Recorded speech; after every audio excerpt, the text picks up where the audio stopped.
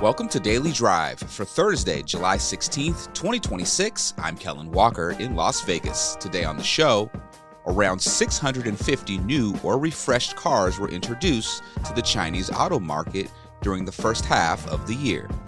Tesla is now China's number 6 exporter. The Chevrolet Silverado 1500 light-duty pickup is getting a sweeping makeover.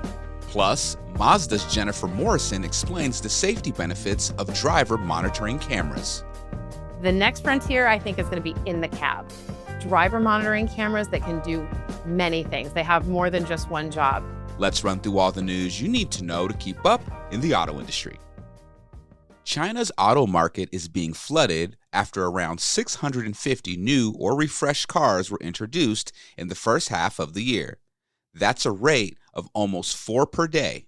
Comparing that to the U.S., the Bank of America Securities Annual Car Wars study for 2025 projected just 159 new model launches over the following 4 years. U.S. models hit a decade low of 29 in 2024.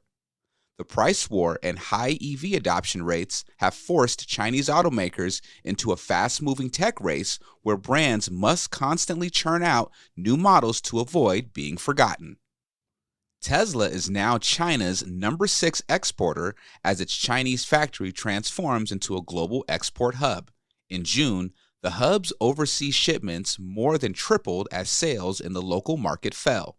Tesla's Shanghai Gigafactory saw 36,000 international deliveries and accounted for 40% of the plant's total shipments. According to the China Passenger Car Association, Tesla also powered a 24% increase in overall output to 89,000 in the month. Chinese domestic demand is deteriorating, and international and Chinese brands are focused on exports from China plants. And the Chevrolet Silverado 1500 light-duty pickup is getting bolder exterior styling, a higher tech interior, and new V8 engines as part of a sweeping makeover. The model is General Motors' top seller in the U.S. and a key profit driver. The company is navigating the complexities of tariff expenses, costly investment in electric vehicles and battery technology, and a challenging U.S. auto market. The revamped full-size Silverado will be sold with 4 powertrain options: a new 5.7-liter and 6.6-liter V8s, an enhanced 2.7-liter TurboMax engine, and Duramax 3.0-liter turbo diesel, all paired with a 10-speed transmission. And those are today's headlines. You can find more details on all those stories at autonews.com. Volvo may be bringing back a familiar body style to the U.S. after shifting to an all-crossover lineup. The automaker is now studying a return to mid-size cars with a new electric sedan and station wagon that could arrive in 2028. The move could mark a notable change in strategy as Volvo looks to broaden its lineup while continuing to grow its SUV business. Automotive news reporter Urvash Kakaria joins us to discuss what's behind the potential comeback, who these vehicles are aimed at, and what it could mean for Volvo's future in the U.S. Urvash Kakaria, welcome back to Daily Drive. You're like a regular now. Yes, thank you. I should get a co-host title. There we go. Well, Urvash, you had a very interesting story on autonews.com about Volvo, and Volvo has spent the last year moving to an all-electric crossover lineup in the U.S. So why is the automaker now considering bringing back a mid-size sedan and wagon, especially when SUVs continue to dominate the U.S. market? Yeah, it's a bit of a contrarian play on multiple fronts. These are mid-sized a sedan and a wagon.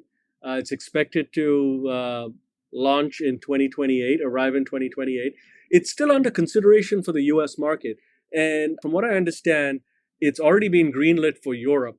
So from Volvo's perspective, if they've already developing these vehicles for the European market, it's not going to be that much of a stretch in terms of investment, in terms of homologation, to make it suitable for the US market.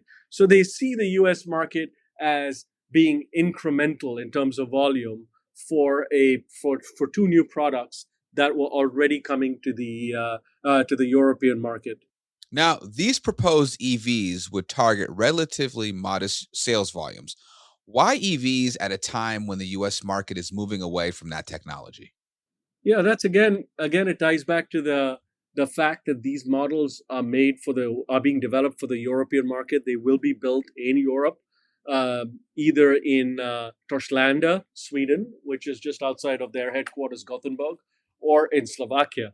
And again, so it's less about the US market. It's more about, can we get some additional volume in the European market? I mean, in the US market. From what I understand, they expect about 10,000 units of sale combined for the sedan and the wagon in the US.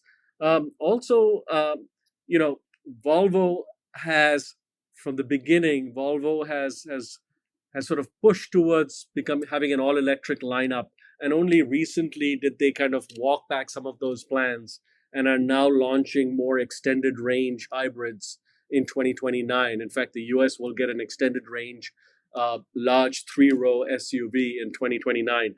However, Volvo's CEO Håkan Samuelsson is confident that essentially the world is going to move towards EVs, and he wants to push Volvo towards having an all electric lineup sooner rather than later. So this is Volvo basically making a bet on EVs, thinking that long term EVs are where the future is. So they are putting their resources, human as well as financial, into developing as many EVs as they can. It'll be interesting to see what happens when these EVs launch in 2028. That's still a few years out. There'll be a new election cycle. There'll be maybe a new administration in the US. Maybe that administration may be more open to electric vehicles. And so we could once again start seeing more government support for EVs, which could make the economics of these two new models make more sense in 28. Urvash, always with the good scoops. Thank you so much for joining me. Thank you, Kel. Driver monitoring cameras work to help children in hot cars and improve pedestrian and bicycle safety, and is part of Mazda's plan for zero fatalities by 2040. Mazda has already launched driver monitoring cameras for adaptive cruise control and lane centering technology, but has bigger plans coming. Jennifer Morrison is the Director of Vehicle Safety Strategy at Mazda North America Operations. She sat down with our own David Phillips. Here's a piece of that conversation. We've come a long way with safety, from ABS and airbags and now advanced driver assistance systems. What's the next frontier, Jennifer? We have done so much when it comes to occupant protection. We saw the crash test, the first independent crash test of the all-new CX-5 today. That all of that occupant protection, all of that advanced driver assistance systems, sensors, radars, cameras on these vehicles. The next frontier, I think, is going to be in the cab. Driver monitoring cameras that can do many things. They have more than just one job. Driver monitoring cameras that can help us detect risky driving behaviors, like using your cell phone, speeding, maybe even impairments. That's the next frontier. How soon are we going to see some of this stuff? Driver monitoring cameras are in some vehicles now. Now, Mazda's deployed them mostly as a safety assurance for our adaptive cruise control and lane centering technology. We refer to that as the SAE Level 2 technology. For those systems equipped with that, we put a driver monitoring camera in because it can detect if a driver becomes fully unresponsive or is inattentive when driving that type of technology. And in that case, we find it very important to have a safety assurance that could even bring the vehicle to a stop and turn on the hazard lights and even call 911. So that's where we're putting in driver monitoring cameras now, but we see a lot more for them in the future. There's a lot of big problems that need big solutions that we think that they can solve. The hot car aspect of leaving children in the backseat. We're going into the summer months. Every year we have a number of children that are left in cars unintentionally. Cameras can get at that problem. They can get again at the cell phone issue that we see a lot. And they can also eventually address things like driver impairment. The new driver monitoring camera that we have in the all-new CX-5 is powered by some software from a company called Smart Eye, and they're working on algorithms now that can look into the impairment feature. So a lot to come there. What about pedestrian and bicycle safety? Also very important. So the vehicles, when we design them, especially the front end of the vehicle, we are taking into consideration occupants, pedestrians that could come and contact those vehicles. So we're designing the hood of our vehicle for the new, the NCAP, the new car assessment program. They have a pedestrian protection protocol now. So we've been testing our vehicles to that and making sure that we do have softer areas for them to contact. But really what we want to do is avoid that contact altogether. So we're equipping all of our vehicles with standard automatic emergency braking. Pedestrian automatic emergency braking is also able to see cyclists. And for the new CX-5, we're really excited that the all-new enhanced electrical architecture, we got an all-new sensor suite. So new hardware, new software, the latest technology. So we just saw the CX-5 crash test. Talk about a little more about what you guys did to engineer that to improve your scores. So this is the new CX-5 crash test is the first one, the independent one that we've done here at IHS.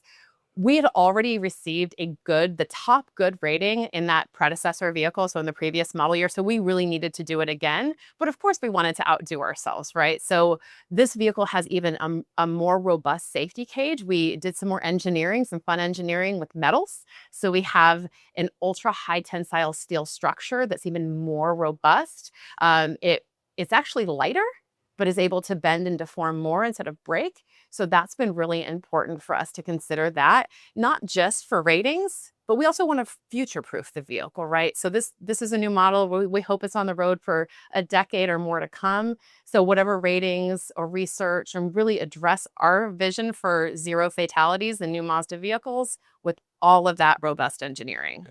Mazda's on the record of going with zero fatalities by 2040. Can you tell us where you guys are on that game plan? We are seeing some progress, especially in Japan. We're looking at our vehicles that have been deployed there and seeing that the newer model vehicles are getting in very few accidents to begin with. And then so far, no fatal accidents, but we need more exposure. We need some more time to study that. And we need to study it here in the United States as well. We know that newer cars are safer cars, but still it's that risky driving behaviors, these excessive speeds, the distraction, the impairment. Those are still bringing us the biggest numbers and fatalities and injuries on the road, especially in the United States. So we need to address those if we're truly going to get to zero fatalities. So in Japan, it's more of a driver behavior thing. That's where it's a very different environment there. They have a different infrastructure, a different culture, speeding, drinking and driving. Some of those things are not nearly as prevalent as they are here in the US. They still have other issues and they still experience fatalities and injuries on the road. And we're moving a lot of our studies from Japan only to also start studying roadway fatalities here in the United States and making sure that we're addressing and designing our vehicles to cover them all. How are you leveraging AI to advance auto safety? The term AI, automated intelligence or artificial intelligence, that automated piece in there, that is an interesting term because we've been doing things like that. You mentioned ABS, ESC, all of those things, like whether it's artificial intelligence or just some levels of automation, they've been built into vehicles for decades. And the rise of AI and us using that word is new, but we've been allowing the vehicle sensors and intelligence to make decisions for our vehicles and help support our vehicles since the advent of ABS. So we're continuing on that road and making our systems smarter, being able to see the roadway better, be able to perceive pedestrians and cyclists better. Yeah, machine learning helps with that. Last question. Mazda has a reputation of being fun to drive, joy to drive, vroom, vroom. How do you balance that with the need for safety and, driver misuse of some of these systems? Right. Safe and fun can go hand in hand. I think we saw that today. I love to give the example of the MX-5, the MX-5 Miata. Even that vehicle has automatic emergency braking and blind spot monitoring and airbags. So you can have safety and you can have fun, and safety can come in all sizes. That's Daily Drive for today. I'm Kellen Walker. Thanks to Francis Clem, as well as our own Yan Jian and John Irwin for their reporting for today's podcast. You can get the latest news on Tesla and the Chinese market, GM, and everything happening in the auto industry at autonews.com. We'd love to hear from you. Let us know what you think of the show and the topics we covered today. Send us an email at dailydrive@autonews.com or leave us a voicemail at 313-444-2774. And if you enjoyed the podcast, remember to like, leave a review, and subscribe so you never miss an episode.